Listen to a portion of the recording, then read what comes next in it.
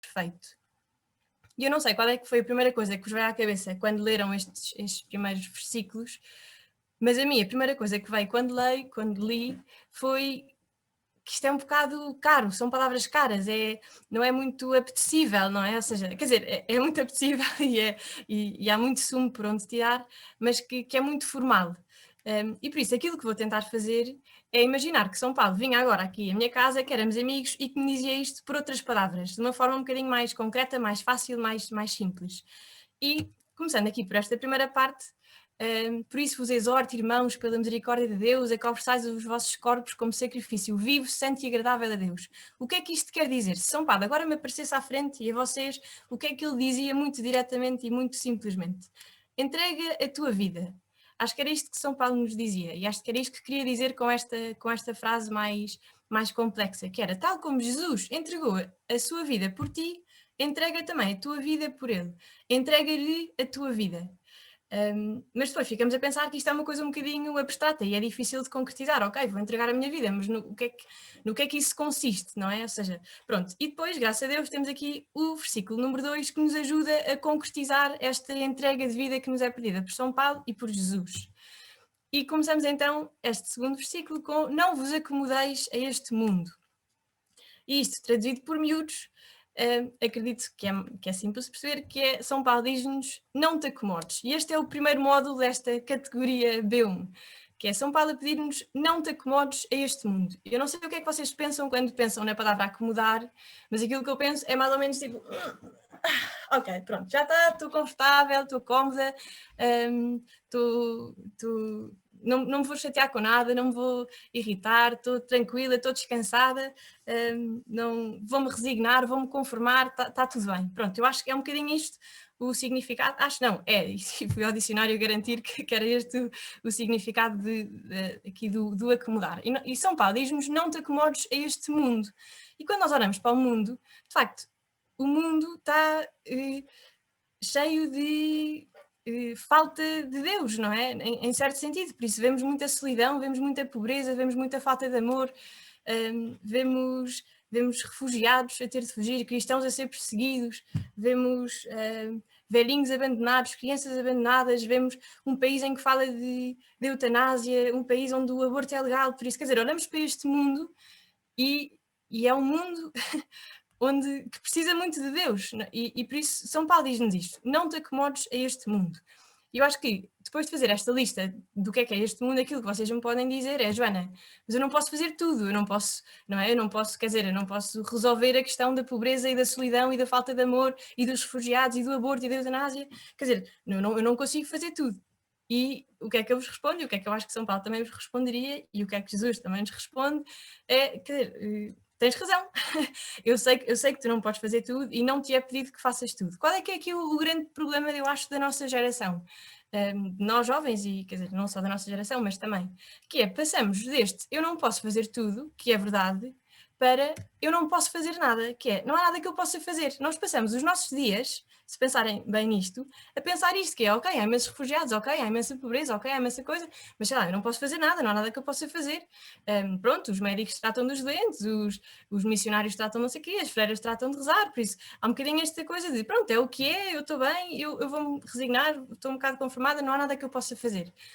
E esta coisa é a pior, esta frase é a pior coisa que um cristão pode dizer. Quer dizer, não sei se é a pior, mas acho que é uma das piores.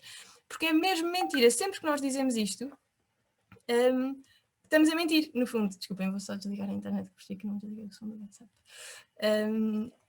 Sempre que nós dizemos isto, estamos a mentir. E acredito que sempre que Deus nos ouve a dizer isto, deve ficar um bocadinho triste e se calhar até irritado connosco. Que é, não, como assim não podes fazer nada? Claro que podes fazer alguma coisa, tu podes sempre fazer alguma coisa.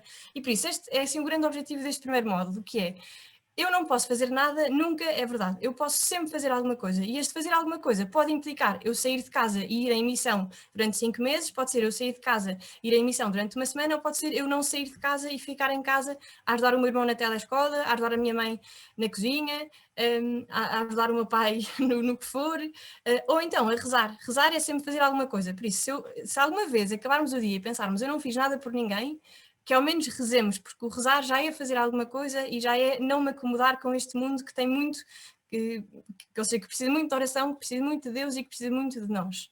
Por isso, este módulo 1 é este, não te acomodes. E qual é que é o sinal deste módulo 1? É o sinal de não, é proibido estacionar. Para quem não tem a carta, é isto que este sinal quer dizer, é proibido estacionar. Não é proibido parar, há um que também que é igual, mas com duas, mas o parar é importante, o descansar também é importante o nosso descanso, mas estacionar é proibido. Nesta vida de cristão, nesta vida de seguir Cristo, é proibido acomodarmos e estacionarmos. O que é que São Paulo nos diz a seguir? Pelo contrário, deixai-vos transformar. E isto, por miúdos, é muito simples. Deixa-te transformar, diz-nos São Paulo. E aqui o foco, queria focar o deixa-te. Porque o transformar, Jesus faz. O deixa-te é preciso que nós deixemos, não é? São Paulo não diz transformai-vos. Não somos nós que nos transformamos a nós próprios. É Jesus que nos transforma a nós através da graça de Deus, do amor de Deus e da misericórdia de Deus. E por isso, isto só é possível quando nós nos abrimos a Deus, quando nós deixamos que Deus entre, quando nós vamos à missa, quando nós comungamos, quando nós nos confessamos, quando nós começamos uma vida de oração e uma relação profunda com Jesus.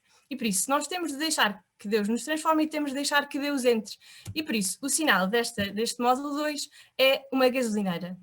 Nós não conseguimos andar no nosso carro se nós não tivermos a gasolina de Deus, se nós não tivermos o depósito cheio, de forma a que possamos ir até a nossa meta, para que possamos fazer o nosso caminho.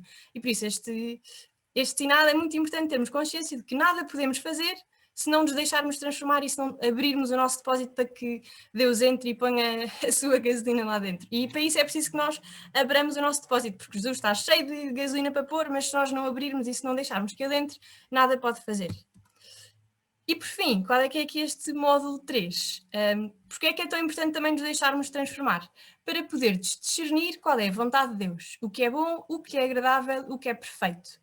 Isto, por outras palavras, no fundo, Deus quer que nós escolhamos a vontade de Deus, quer que nós nos deixemos inundar por Ele, que o nosso depósito fique cheio dele, para que possamos perceber qual é a vontade de Deus e escolher a vontade de Deus. Por isso, este terceiro módulo, aquilo que São Paulo nos diz, é escolhe a vontade de Deus. Isto às vezes também parece um bocadinho abstrato e difícil, se calhar, de concretizar, e efetivamente acho que há dias na nossa vida e há escolhas na nossa vida em que é difícil perceber exatamente qual é a vontade de Deus ou não.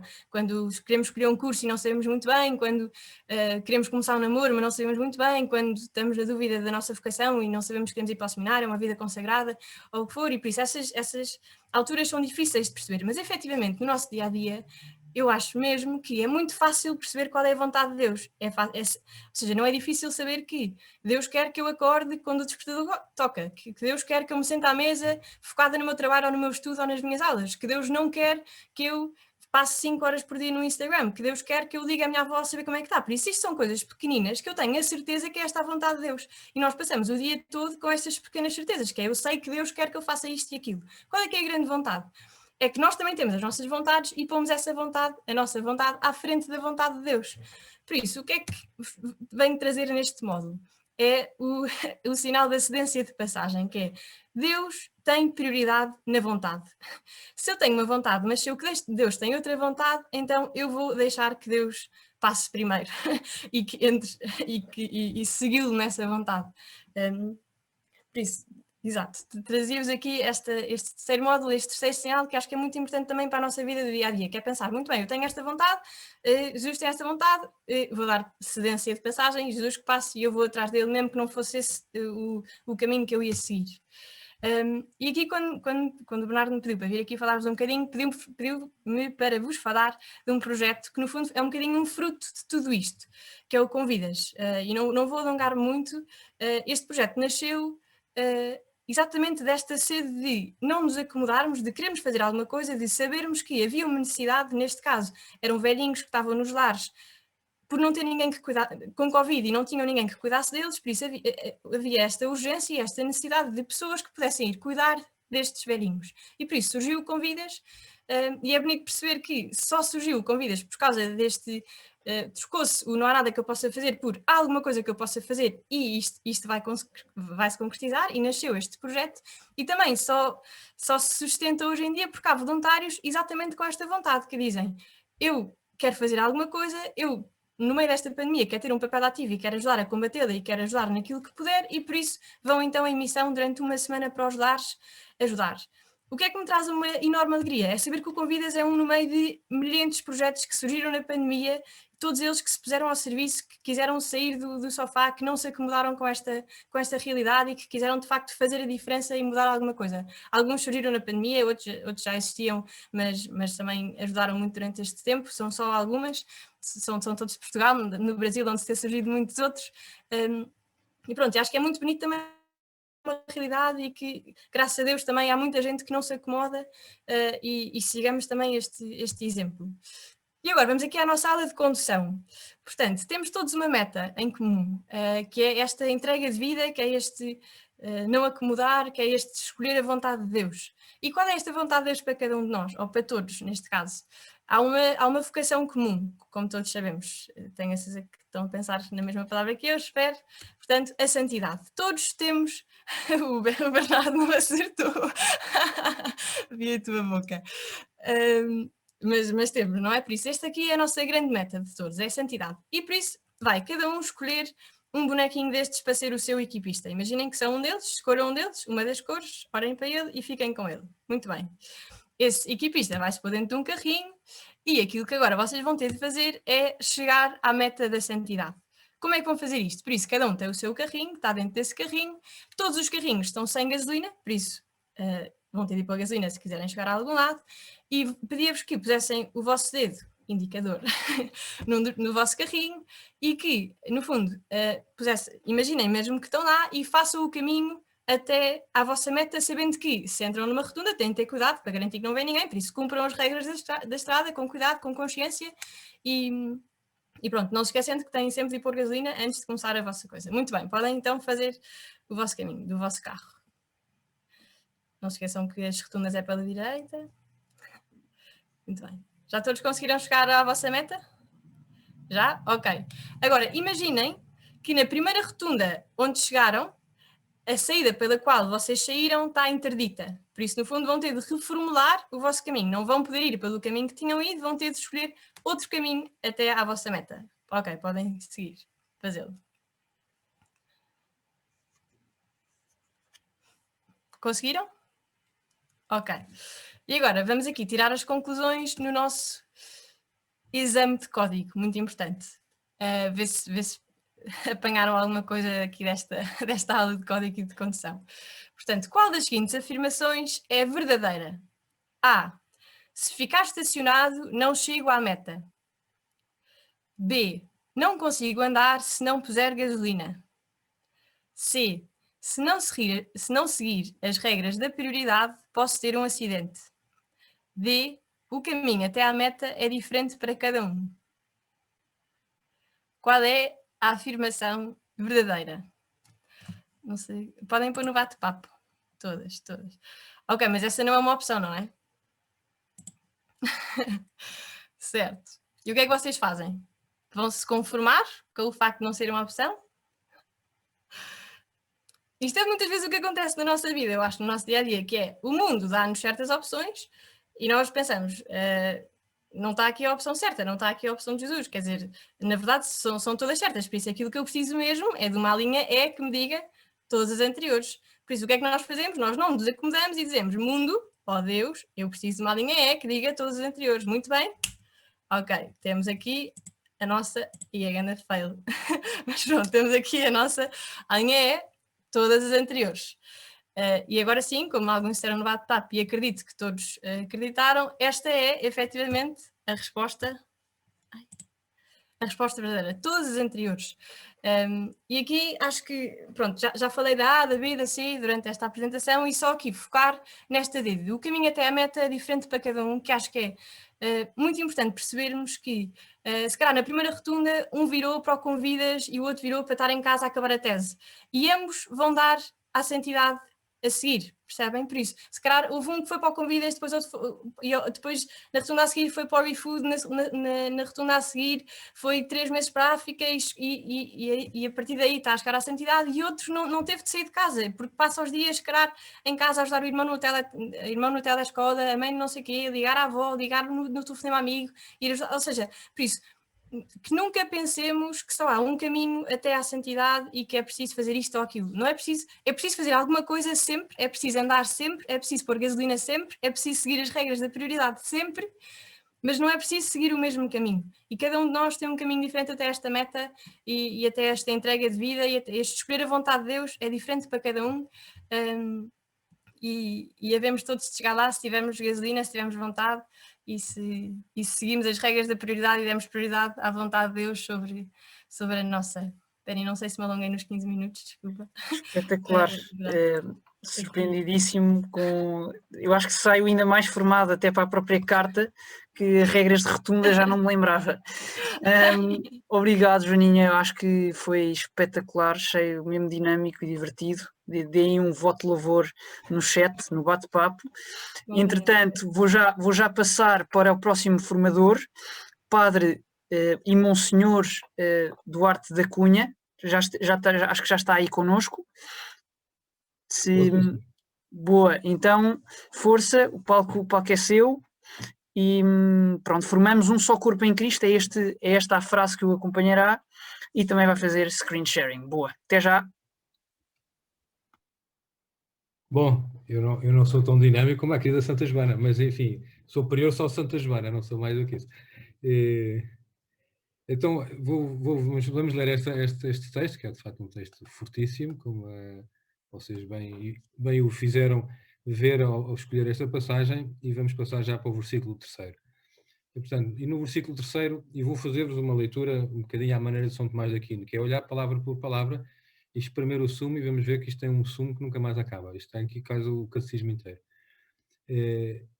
Primeiro, em virtude da graça que me foi concedida, eu peço a cada um de vós, e reparem que aqui São Paulo, quando pede, é um bocadinho mais eu peço, é quase que eu mando, eu dou ordem, eu digo que vocês devem fazer as coisas que eu vos digo. E o que é que ele vos diz? Em nome de Jesus Cristo, em virtude da graça, ou seja, a força do pedir é a virtude da graça. Eu peço a cada um de vós que não tenha de si mesmo um conceito mais elevado do que convém. Não seja vaidoso, como deveríamos dizer, seja humilde. Mas reparem que o não ter um conceito mais elevado significa também ter uma disponibilidade para crescer. Porque se a gente tem o jogo já chega ao fim, já não quero avançar mais. Não é? Desisto, como dizia há bocadinho a Joana. Portanto, nenhum de vocês tenha um conceito mais elevado do que convém. Mas uma justa estima, quer dizer, não ter um conceito mais elevado do que convém, não quer dizer achar que sou uma porcaria, que não presta para nada. Quer dizer, uma justa estima, uma estima que tem ajustada àquilo que eu sou. E, portanto, por um lado contente por estar vivo, por um lado grato pelos dons que tenho, e por outro lado a sentir-me desafiado a fazer mais. E depois continua São Paulo dizendo, ditada pela sabedoria, de acordo com a medida da fé. Ditada pela sabedoria, quer dizer, sabedoria é um saber, mas é mais do que um simples saber, não é só um conhecimento. A sabedoria é um saber viver, podemos dizer. Portanto, como é que a gente vive? Qual é a melhor maneira de viver? E aqui está a justa estima e o conceito que não seja muito elevado sobre nós, e portanto é isso que o São Paulo agora nos vai dizer o que é que nos manda fazer, não é? E de acordo com a medida da fé. Nós não podemos mudar muito sem fé, porque a fé não é simplesmente um conhecimento acrescentado ao nosso conhecimento. A fé é uma força, é uma virtude, é uma graça que nos torna capazes verdadeiramente de realizar aquilo que nos manda o Senhor. E por isso... Peço desculpa que falta-me aqui um slide porque aquilo faltou, não faço ideia, mas pronto, paciência. Passamos então para o segundo, aqui. Portanto, síntese, peço, mando a cada um humildade, estima, sabedoria e fé. Portanto, estas são as 5 palavras deste primeiro versículo. Depois, chegamos ao versículo 4, e aqui diz várias coisas. Por um lado, começa a dizer, nós somos, assim como num só corpo, um só corpo. É muito interessante porque o São Paulo começa por explicar, para dar uma imagem, começa por explicar a origem, portanto, o corpo neste momento. Depois vai explicar a seguir a que é que o corpo se compara. Portanto, num só corpo, uma unidade. A unidade é fundamental. Mas a unidade de um corpo é sempre temos muitos membros. Um corpo e muitos membros. Unidade, mas diversidade. E os membros não têm todos a mesma função. Os membros são, por um lado, diferentes, e por outro lado, porque são diferentes também, não fazem a mesma coisa, não servem para a mesma coisa.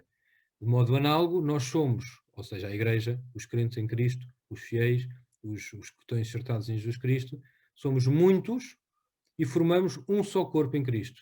Multiplicidade e unidade. Mas, mais importante ainda, é que somos membros uns dos outros. Ou seja, organicidade. Nós não só somos diferentes, mas não estamos simplesmente postos uns em cima dos outros ou ao lado uns dos outros, mas estamos ligados uns aos outros. Por isso, deste versículo, tiraria estas 4 palavras fortes. Unidade. A Igreja é uma unidade. E isto é a coisa mais importante. Eu lidei com protestantes e com ortodoxos e é tão triste às vezes nós estamos divididos, é tão importante nós conseguirmos unidade. E a unidade da Igreja, às vezes a unidade na paróquia, às vezes a unidade no movimento, às vezes a unidade na família, enfim. Todo o tema da unidade de uma relação é fundamental. E, ao mesmo tempo, a unidade não pode ser uma homogeneização. Portanto, somos muitos. Não somos todos iguais. Somos muitos. Cada um é único. Cada um é especial. Portanto, cada um é especial. Muitos, mas cada um é especial. E uma relação orgânica. Quer dizer, pertencemos reciprocamente uns aos outros. Então, versículo 5º, 6º, peço desculpa. Tendo, porém, dons diferentes, cada um tem o seu dom. E valeria a pena perguntarmos, e acho que é o tema da nossa vida, muitas vezes, é o discernimento, qual é o dom que eu tenho, não é? Uns terão dons para cantar, outros terão dons para falar, outros terão o dom para estar em silêncio a estudar, outros terão o dom para ser mães, outros terão o dom para isto, mas muitos de nós temos os mesmos dons que outros, temos muitos dons, não temos cada um só dom. Nunca se esqueçam da palavra dos talentos. Um deu 1, outros deu 2, outros deu 5, outros 10. Quer dizer, o Senhor dá muitos talentos a muita gente e não é necessariamente só 1, ou só 2, ou só 3, é o que for, não é? A mim, claramente, não me deu o dom de cantar, como alguns sabem. Depois deu dons diferentes, mas segundo a graça que nos foi dada. Ou seja, nunca nos esqueçamos que os dons são sempre uma graça, são sempre gratuitos, não são conquistados, não são méritos nossos, são dados, foram-nos oferecidos. E, portanto, estas duas frases são fundamentais. É uma iniciativa de Deus, a nossa unidade, a nossa diversidade, etc. Iniciativa de Deus. A fé, a experiência cristã, a vida cristã é sempre uma iniciativa segundo a graça que nos foi dada.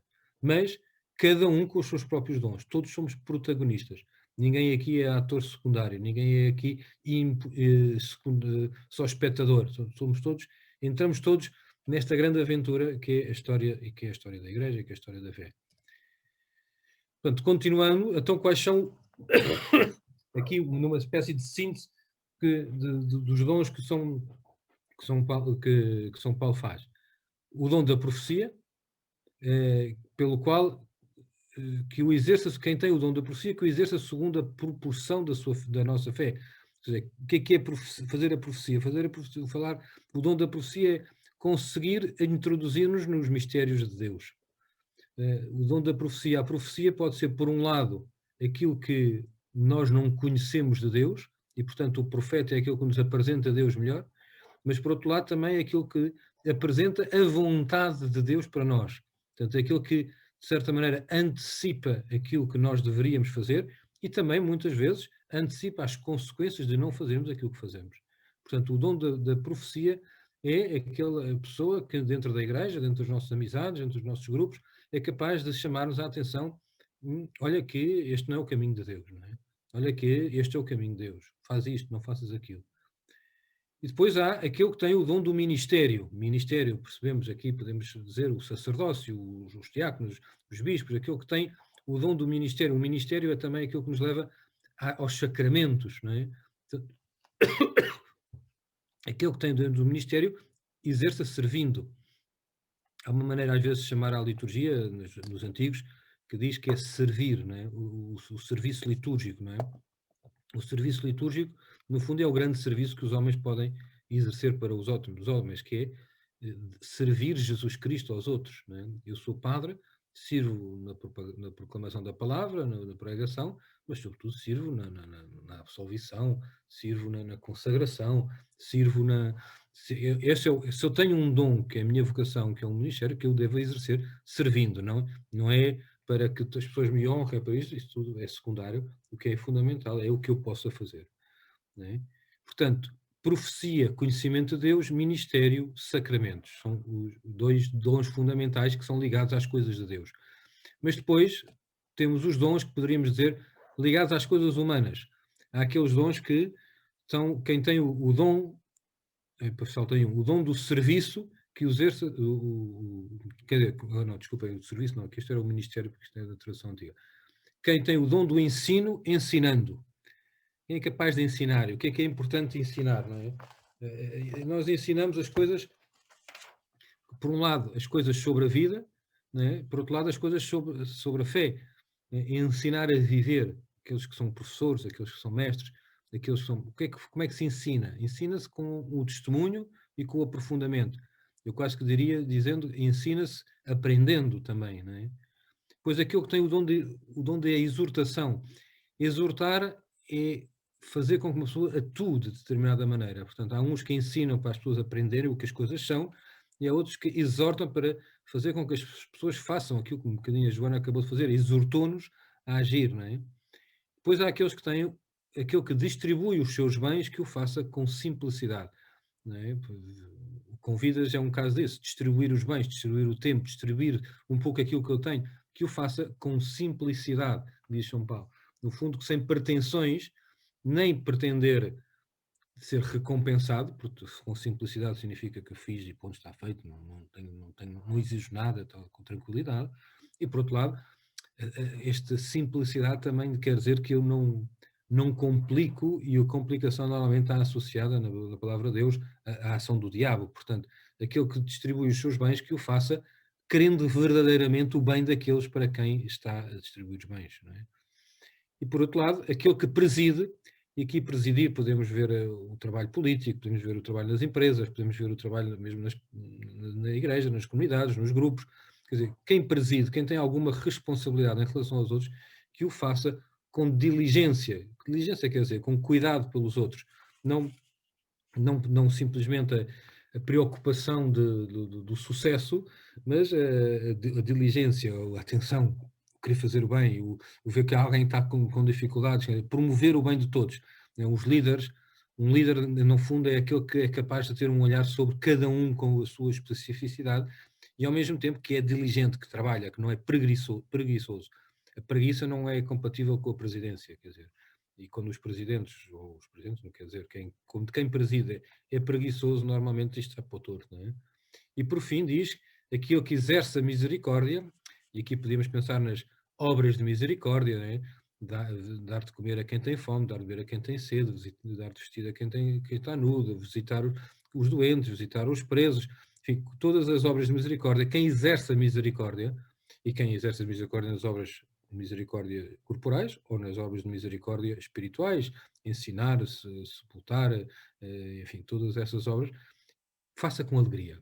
O que é que quer dizer fazer com alegria? Quer dizer, no fundo, percebendo que ao exercer a misericórdia, eu realizo a minha vida. No fundo é o Evangelho 2. Se o grão de trigo que não morrer, não dá fruto. Não é? Portanto, quais são as palavras que aqui se tira do este ensinar? Ensinar para conhecer a verdade, exortar para agir bem, dar, é? No fundo, distribuir os seus bens para o bem do outro, presidir para cuidar do outro ou dos outros todos, e misericórdia, as obras de misericórdia, para gozar a vida. E pronto, estes são estes versículos. Com estes versículos nós percebemos a importância do que é ser igreja, não é? Do que é da igreja como um corpo de Cristo. E nós somos membros de Cristo, quer dizer, nós enxertados em Cristo. Não sei se sabem o que é dizer enxertado. Eu, quando entrei para o seminário, tinha 18 anos, era de Lisboa, não percebi nada de agricultura, e falavam da palavra enxertado, e eu faço ideia o que é quer dizer enxertado. Depois é que percebi que há umas aves, depois que têm a raiz, depois rasga-se a árvore e mete-se dentro dessa árvore o tronco de outra árvore, e depois é capaz de vir, portanto, com a raiz, sei lá, de uma laranjeira, nasce uma romanceira, ou de uma raiz de uma romanceira, nasce uma laranjeira. E às vezes nas vinhas também se enxertam em vinhas antigas, ramos novos, e portanto nasce um novo, portanto, o antigo dá vida ao novo. Portanto, nós fomos enxertados em Cristo, nós somos membros desta videira, desta vinha, que é Jesus Cristo. Mas a imagem mais potente e mais forte é esta do corpo, que depois é usada por São Paulo noutras passagens, como por exemplo na primeira carta de São Paulo aos Coríntios. no capítulo 12. Mas nunca nos esqueçamos que sermos uma unidade de um corpo é uma coisa orgânica, cada um é único, cada um é especial e cada um é necessário. São Paulo depois dirá que a orelha não pode dizer ao pé, eu não preciso de pés para nada, quer dizer, a orelha é parte do corpo e precisa do corpo. Ela não precisa dos pés para ouvir, mas ela precisa dos pés para o todo, não é? E portanto também nós precisamos todos uns dos outros. E só assim é que percebemos também o valor do corpo, do nosso próprio corpo e das relações corporais, e, enfim, daqui podia-se tirar mais uma data de coisas, mas vou-me calar. Espetacular, obrigado, Padre Duarte. É giro, reparem como cada versículo tem tanto para dar e partes do versículo, e isso é giro, é uma análise espetacular. E obrigado, acho que também dei um voto de louvor aqui ao Padre Duarte para nos explicar o que é isto de sermos únicos dentro desta unidade. E, sem mais demoras, vou passar aqui aos próximos oradores, neste caso o casal Ribeiro Lima, que vão nos falar sobre que o vosso amor seja sincero. E nada mais digo, não preciso, e deixo as palavras para eles. Olá a todos, vamos só partilhar também aqui o ecrã. Então, somos a Maria e João, temos 6 filhos, estamos casados há 13 anos. Temos aqui uma fotografia para nos verem a todos. No batizado da nossa filha mais nova, está aqui ao meu colo, portanto, se ouvirem barulhos estranhos, não se admirem. Que o vosso amor seja sincero, foi o que nos calhou desta carta de São Paulo, que diz assim: que o vosso amor seja sincero, detestai o mal e apegai-vos ao bem. Sede afetuosos uns para com os outros no amor fraterno. Adiantai-vos uns aos outros na estima mútua. Não sejais preguiçosos na vossa dedicação. Deixai-vos inflamar pelo Espírito. Entregai-vos ao serviço do Senhor. Sede alegres na esperança, pacientes na tribulação, perseverantes na oração. Agora podíamos ficar aqui 1 hora a falar sobre isto, mas vamos cumprir os 15 minutos. Então, falando um bocadinho, o amor seja sincero, não é? O amor. Vamos focar aqui um bocadinho no amor, em primeiro lugar, e pensar um bocadinho o que é isto do amor, não é? Mais do que tudo, o amor é este desígnio de Deus para o homem e digo aqui para a humanidade. Como é que nós percebemos isto? Como é que nós percebemos que o amor é o desígnio de Deus para o homem? Centramos aqui em dois momentos importantes da história da salvação, da história da criação. O primeiro é a criação, propriamente dita, em que Deus, e se forem ler o relato do Gênesis, é muito bonito, agora não vou entrar por aí, mas Deus criou o homem num ato de amor. Deus não precisava, mas quis fazê-lo, quis que o homem participasse desta aventura fantástica da criação e que nos abra a nós a possibilidade de vivermos eternamente com Ele. Esta felicidade absoluta. Quer dizer. Portanto, este é um primeiro momento de entendermos o amor. Deus cria-nos por um ato de amor. A vontade de Deus, um ato total de amor. E ao criarmos com um ato de amor, deixa-nos essa marca em nós. Não é? É muito bonito depois pensarmos, Deus criou o homem, depois percebeu que não era bom que o homem estivesse só, e a partir do homem criou a mulher, e criou o homem e a mulher. É como se pensassem numa moeda que tem duas faces, o homem e a mulher. É a plenitude da humanidade, criados à imagem e semelhança de Deus. É o homem e a mulher que foram criados à imagem e semelhança de Deus, que se completam, é a plenitude da humanidade, é o homem e a mulher juntos. Portanto, esta é a visão de Deus para a humanidade, uma coisa de facto extraordinária, e criando-nos por amor, deixou-nos essa marca. Essa marca do amor é a marca da nossa que está marcada, é um marco na nossa natureza humana, é uma marca indelével da nossa natureza humana. O outro momento, obviamente, que é a redenção. Fomos criados por um amor, e depois há esse momento da redenção em que Cristo morre na cruz por nós, que se entrega por nós. Cristo que nos ama e morre por nós na cruz. É mais um momento que nós entendemos que é um ato da vontade, da profunda liberdade de Jesus, que se entrega na cruz. É um ato de profunda liberdade, um ato de amor. Entrega-se por nós para mostrar o quanto nos ama e para nos salvar. Esta realidade dura, cruenta da cruz, que nos faz entender ainda mais quanto Deus nos ama. Portanto, há a marca indelével da criação e depois, no momento da redenção, voltamos a perceber que Deus é amor e que se reflete nestes dois grandes momentos, dois momentos extraordinários. Então, quando percebemos isto, este amor, percebemos o amor em Deus, é o amor sincero. O amor sincero é aquele que procura o bem do outro. Percebemos isto em Deus. É um amor que está assente nesta verdade, que é profundamente humana, em que nós fomos criados, obviamente Jesus é o caminho, a verdade e a vida, mas que Deus nos criou para o amor. Esta é a verdade sobre a nossa história. Esta é a verdade sobre a nossa existência. Nós fomos criados para o amor. É quase como se pensassem no manual de instruções. Não é? Se pensassem no manual de instruções, para que é que isto serve? Não é? Então nós servimos para quê? Nós servimos para amar. Esta é a verdade sobre nós, homens e mulheres. Mas o amor é um ato da vontade. Não é? Percebemos isso? Deus, por vontade, criou-nos. Jesus entrega-se por amor. Então o amor é um ato da vontade. Deus deu-nos essa faculdade humana da vontade. E, portanto, nós somos livres para amar. É um ato da vontade, porque nós queremos e somos livres. Nós queremos o bem, queremos amar esse bem e pela vontade nós entregamos. Não é? Portanto, nós somos construtores de nós próprios. Aquilo que tinha Santo Agostinho até na altura, que Deus criou-nos sem nós, mas não nos salva sem nós. Não é? Portanto, nós somos construtores da nossa própria realidade e, portanto, nós, pela vontade, entregamos. E o amor é um ato da vontade, não é um sentimento, não é uma emoção. Passará por essas etapas, mas o amor sincero e verdadeiro é um ato da vontade e um ato profundamente livre. E é por isso que depois nós conseguimos chegar a este objetivo de todos nós, que é ser felizes. Então, nós queremos e entregamos por amor. E assim somos mais livres. Vale a pena pensar nisto. Nós queremos o bem do outro. Queremos que o outro seja feliz. Então entregamos por amor, procurando sempre o bem do outro. E é isso que nos torna mais livres. Somos livres. Livres até de nós próprios, de utilizarmos o outro. O que nós procuramos é o bem do outro. Muitas vezes hoje o que acontece é com esta noção da felicidade. A felicidade hoje é uma palavra muito alterada.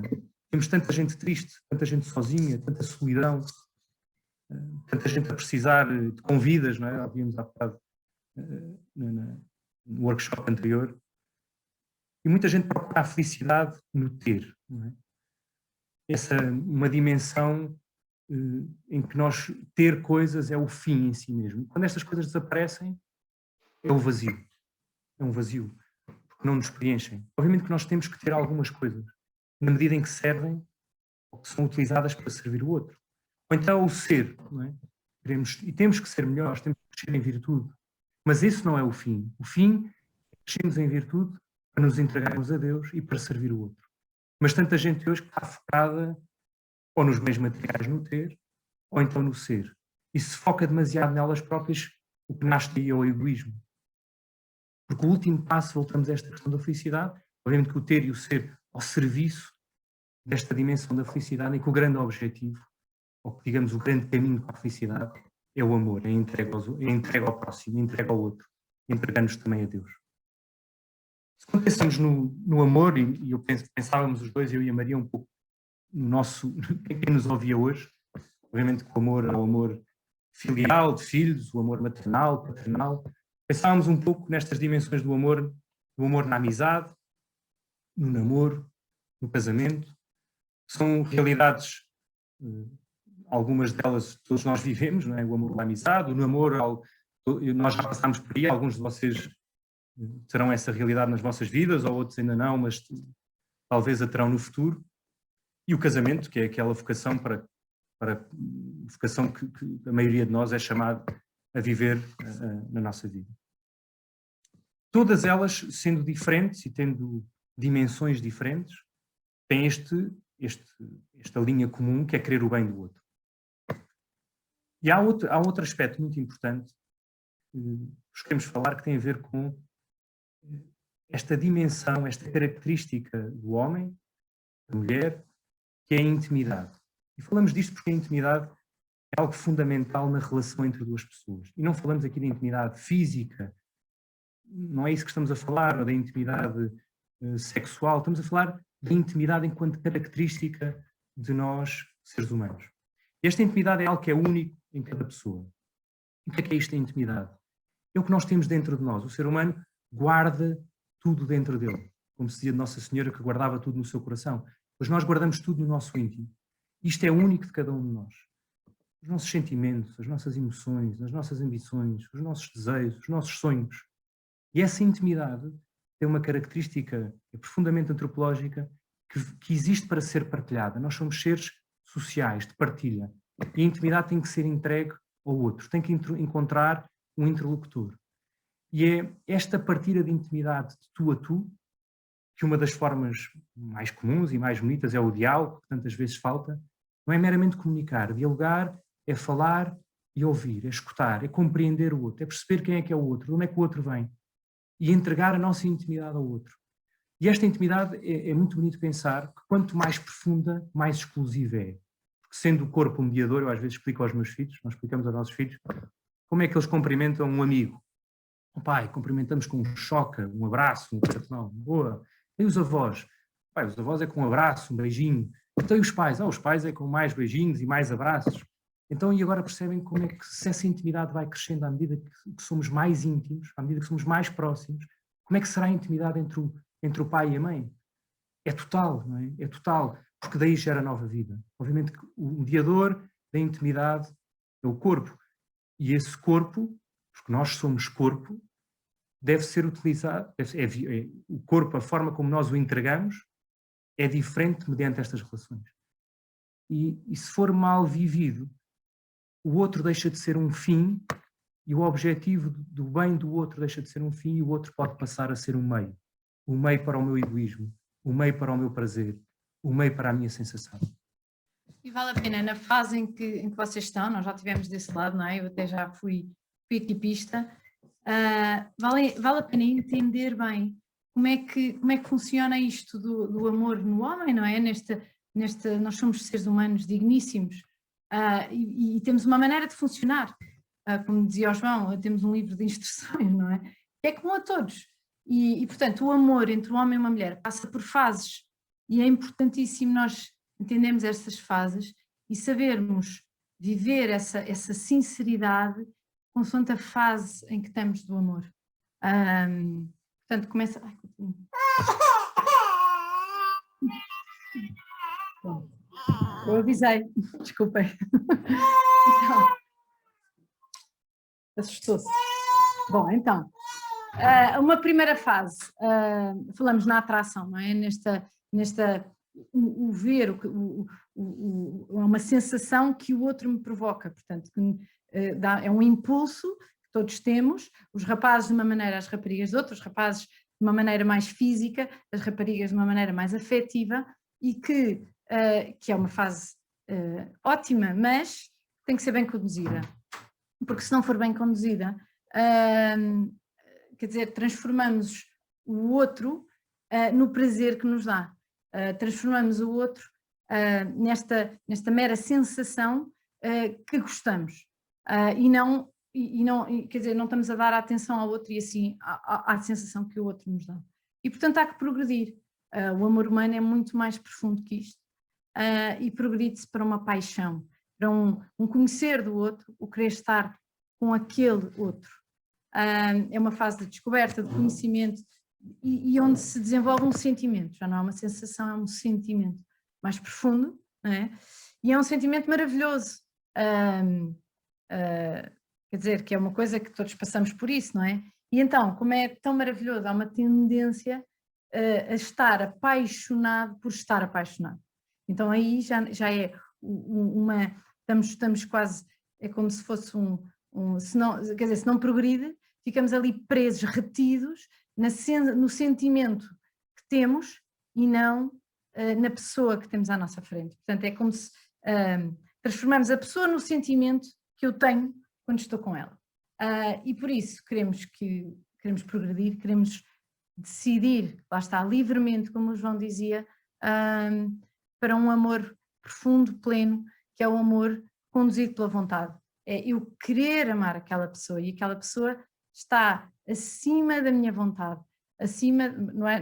Bem, eu refaço a frase, aquela pessoa está acima do que eu quero, é o bem daquela pessoa. E portanto, porquê que é plena? É porque não é só a atração, não é só a paixão, mas é o amor que eu tenho por aquela pessoa como um todo. Eu amo-a como um todo. E digo como um todo, com as suas qualidades, com com o seu corpo, não é? E com os seus defeitos também. E, portanto, passo aqui ao João. Então, daquilo que nós falámos, e temos 15 minutos, estamos aqui a aproximar-nos, mas perceber um bocadinho o caminho que nós fizemos aqui nesta apresentação. Falámos destes momentos, isto tudo ligando com o amor sincero, da felicidade, não é? Que o culminar da felicidade é o amar, é a entrega ao outro. No namoro, esta evolução do namoro até chegar ao casamento, passa por estas etapas que a Maria falava e que nós não podemos parar em cada uma delas pelo risco de já não querer o bem do outro, mas ficarmos fixados em nós próprios, seja em que momento for, ficar parados em nós próprios e já não ser o bem do outro, já não é amor, é outra coisa qualquer. Então, este caminho do namoro, este caminho da felicidade que nós procuramos, e percebe-se como é tão humano esta visão de Deus para a humanidade. A atração de eu querer esta pessoa é fiel, porque eu só quero esta pessoa, estar com esta pessoa para sempre, é irrevogável, é para sempre, e o amor que depois é fecundo, que gera nova vida, que gera o bem, não só o bem dos esposos, o bem do marido e da mulher, mas que depois gera nova vida. Portanto, é isto, percebermos quem somos, perceber que este amor sincero é um ato da vontade e, mais do que isto, é a vontade de Deus para nós. É que Deus quis que nós fôssemos felizes e, se nós o vivermos desta forma, seremos verdadeiramente felizes. Portanto, pegando aqui em qualquer relação, seja, como dizia o João, seja filial, seja maternal, seja de amizade, o ideal, e que nos diz São Paulo, não é? Quanto mais próximos de Deus nós estivermos, também vamos estar sempre um do outro. Cito agora o Papa Bento XVI, não há amor sem sofrimento a renúncia a si mesmo, da transformação e purificação do eu para a verdadeira liberdade. Deixamos aqui, olha, uma mensagem final.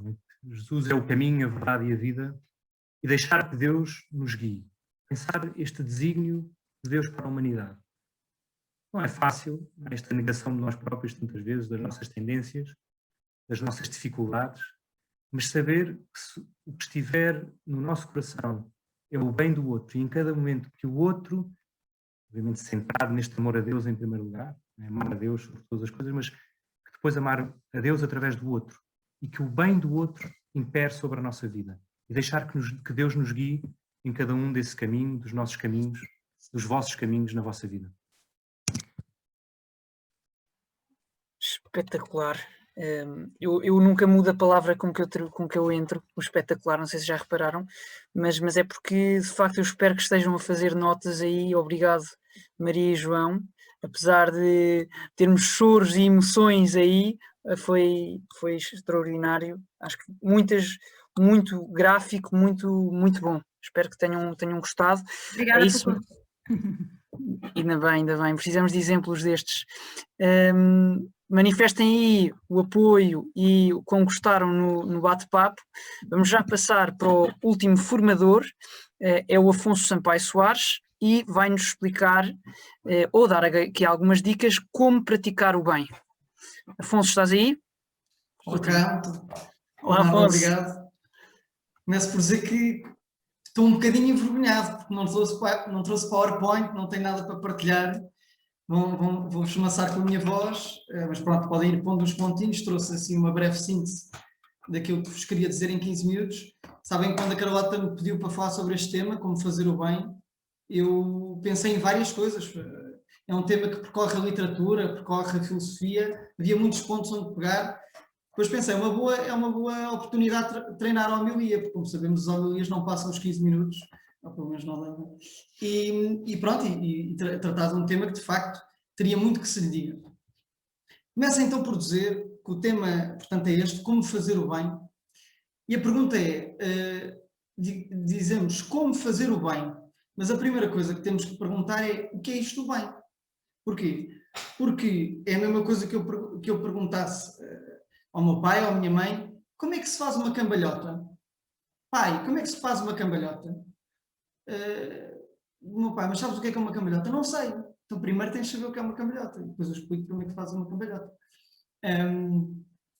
Ou para não usar uma linguagem muito pouco intrusiva, ou termos arcaicos e medievais, progenitor 2, em vez de mãe. diga-me se faz favor, como é que se faz um pino?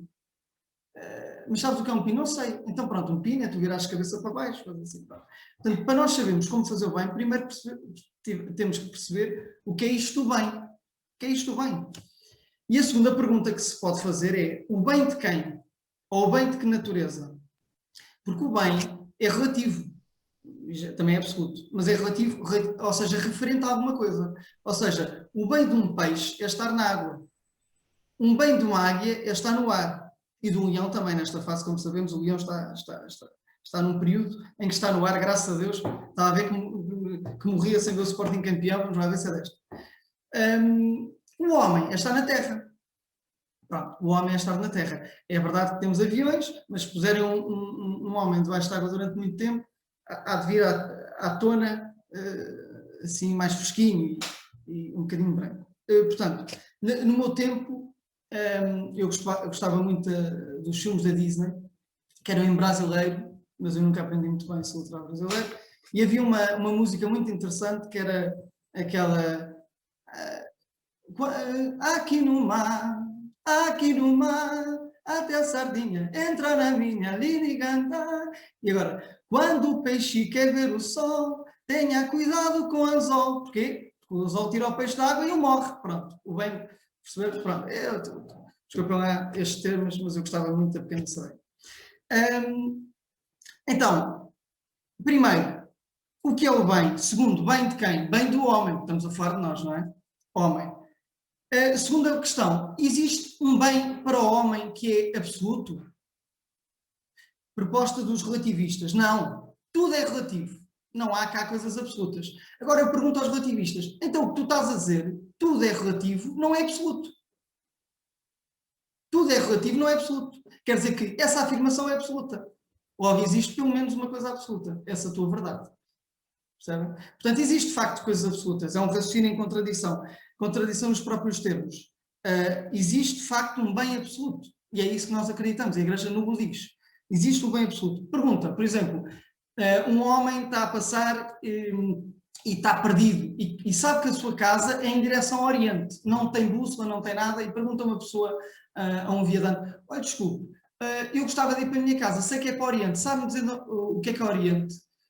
E de facto tem azar porque essa pessoa a quem ele pergunta é um relativista. Ele diz, olha, não existe Oriente. Eu, perdão, não existe Oriente. O Oriente é onde o Senhor quiser. O Oriente é o que o Senhor quiser. Então, se eu for para ali Oriente, é. E se eu for para ali Oriente, é. E para trás também é Oriente. Tudo é Oriente. Caramba, o homem fica o quê? Desorientado. Pois. E nunca vai dar a casa. Pois claro. Portanto, a natureza do homem é critério, e já vamos ver porquê. Segundo exemplo interessante, esta coisa da natureza é verdade. Por exemplo, eu gosto muito de comer chocolates, mas soube, entretanto tive um cão que é labrador, ainda tenho, graças a Deus, não aqui no seminário, em casa, e soube que os cães não podem comer chocolates, ou pelo menos muitos, porque depois morrem, aquilo é venenoso e tal. Graças a Deus o meu já comeu uma data deles e não morreu, é um super cão. Mas em geral os cães de facto, não podem comer chocolates, mas os homens podem, não? Os homens podem, só para ver a natureza. Claro que há homens que não. Mas o segundo exemplo é sobre o milagre do sol. Eu tenho um bisavô, que era pequenito, consta que ele teve, no dia 13 de outubro de 1917, em plena Covadaria, e assistiu ao sol a bailar, eloquentemente, cheio de cores, lindíssimas. Consta que também existem determinadas pessoas, com quem eu já tive a sorte ou o azar de conversar com uma outra, que dizia que não, a possibilidade mais evidente seria não o facto das crianças estarem a dizer a verdade, isto é que Nossa Senhora terá aparecido de facto e que lhes terá contado que iria aparecer e ia fazer um milagre, mas antes que por acaso, coincidentemente, passou ali uma nave espacial com os ETs e por acaso foi esse o fenómeno e eles apontaram e de facto, portanto, a coincidência, vejam que para fugir à evidência é preciso ser tão pouco evidente, ou melhor, tão pouco inteligente. Mas a terceira coisa fundamental é esta, o que é o homem? Portanto, existe um bem, o bem de quem? Do homem. O que é o homem? O homem, segundo a filosofia mais conceituada, é uma união substancial de corpo e alma, dotado de duas coisas, inteligência e vontade. Nós temos muitas galinhas aqui no seminário, muitas. Fazem uma algazarra, e depois quando há galas e tudo à luta. E quando eu estou a rezar o meu tercinho pelos jardins, vejo as galinhas com o seu bico ali a pegarem nas sementes. Nunca vi nenhuma a queixar-se ao senhor reitor que a comida era má, ou que eram os restos dos seminaristas. Quer dizer, mas se fosse um homem já tinha feito aqui um sindicato das galinhas e já estavam as galinhas todas indignadas a dizer a comida é má, são os restos, nós queremos... Pronto. De facto, o homem é o único ser em que existe, à par dos anjos, a inteligência e a vontade. Por isso nós somos imagem de Deus, porque comungamos diz que Deus tem em plenitude inteligência e vontade. Outra coisa que o homem tem fundamental, e isto distingue-nos verdadeiramente dos animais também, é que o homem não só é corpo e alma, como também é constituído por exigências elementares, estruturais, a que chamamos desejos. As galinhas não têm desejos, neste sentido, mas têm instintos.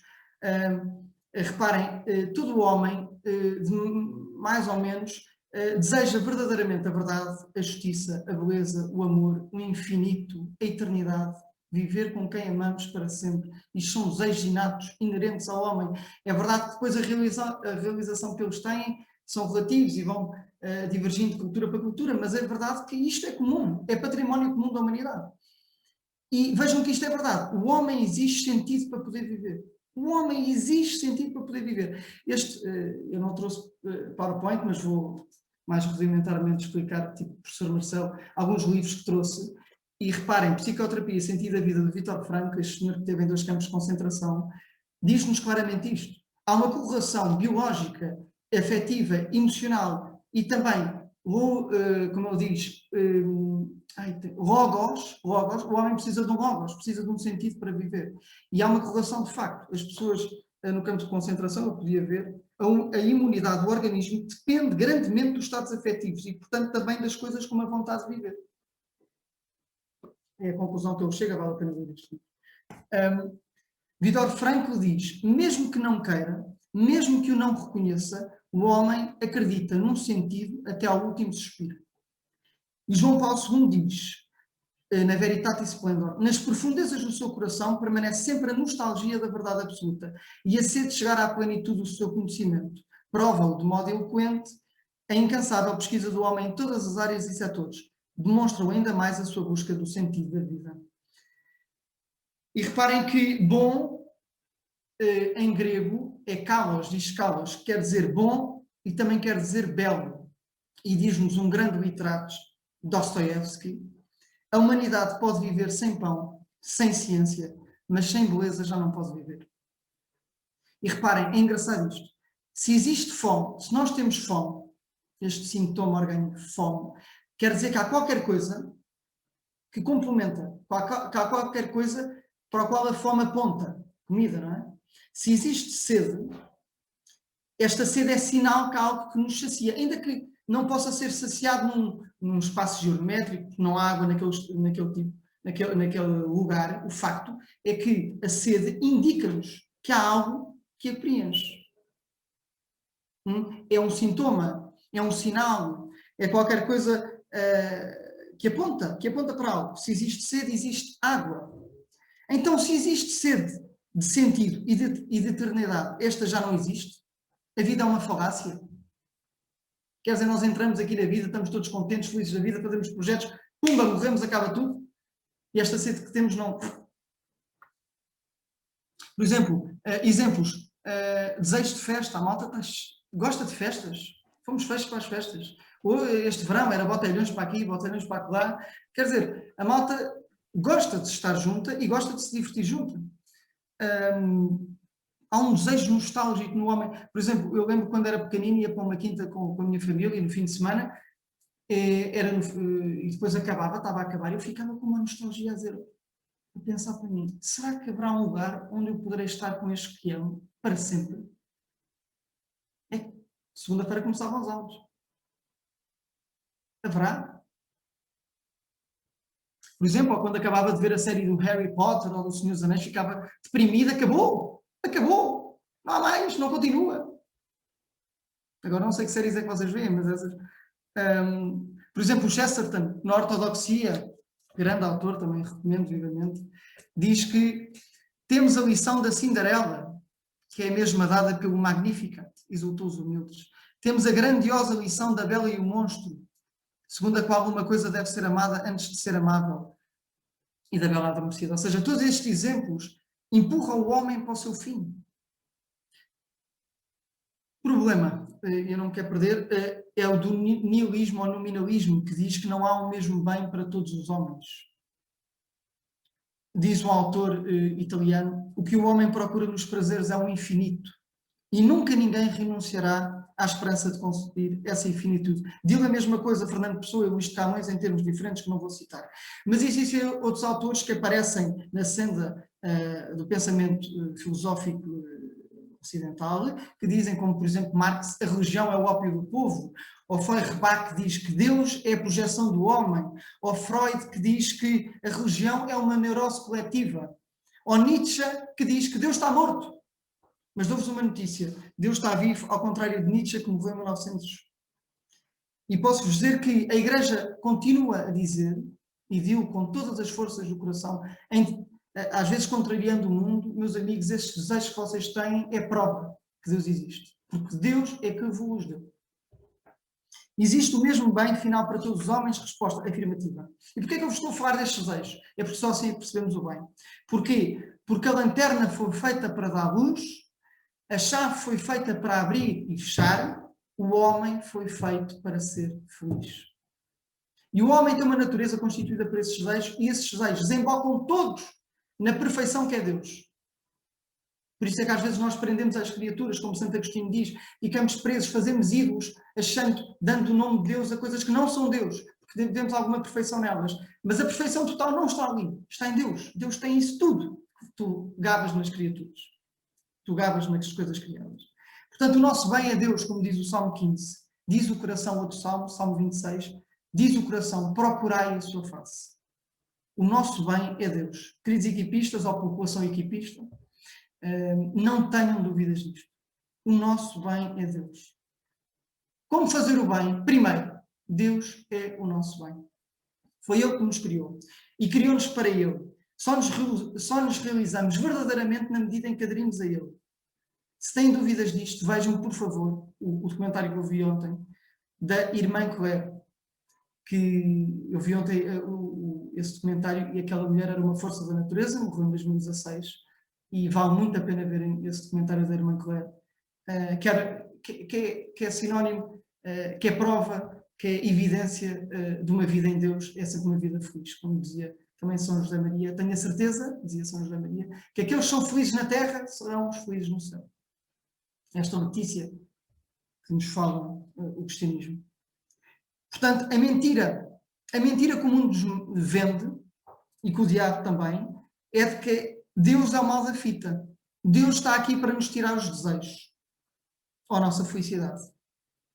E por isso, mesmo alguns cristãos, eu noto esta mentalidade que é, quem me dera, em tempos eu tinha liberdade para fazer isto e aquilo, e agora que sou cristão, se eu me tivesse convertido mais tarde, meus queridos amigos, isto é verdadeiramente uma mentira.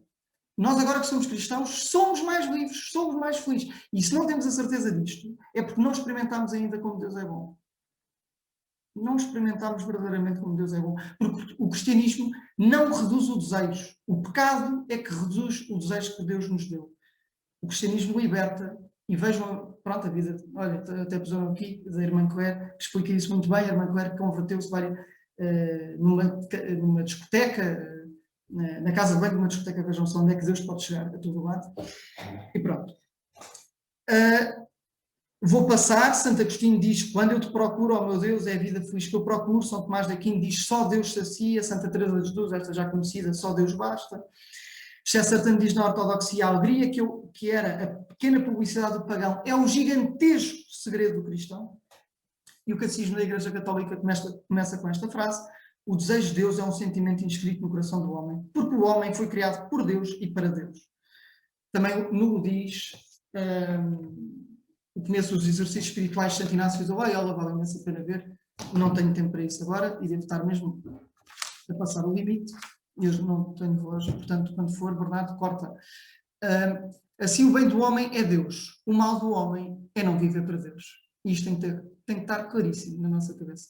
Assim, se Deus é de facto o nosso bem, é o nosso fim, o bem do homem, o nosso bem concreto, a concretude do bem, escolhida todos os dias, é corresponder em Deus em tudo o que fazemos. Mas esta premissa tem que estar bem assente, para podermos de facto perceber o fundamento de toda a ética moral cristã. Não sei se vocês já viram Os Miseráveis, na adaptação que tem da Broadway para o cinema, numa versão do Tom Hopper, que diz, acaba assim, eu não vou fazer, não posso contar, não posso fazer aqui o resumo da obra, obviamente, né? Seria spoiler, mas posso dizer que uma das últimas frases é esta: To love another person is to see the face of God. Aquilo é comovente, quem vê aquilo depois derrama lágrimas, porque aquilo é muito bonito. E de facto é tudo cantado, para quem gosta de música é lindíssimo. Mas isto porquê? Porque Os Miseráveis retrata muito bem esta dinâmica. Um homem que foi tocado pelo amor de Deus e não quer outra coisa. Não há nada mais do que isto, do que Deus. Quem experimenta isto não quer mais nada. João Paulo II diz: impõe-se que o homem de hoje se volte novamente para Cristo, a fim de obter dele a resposta sobre o que é o bem e o mal.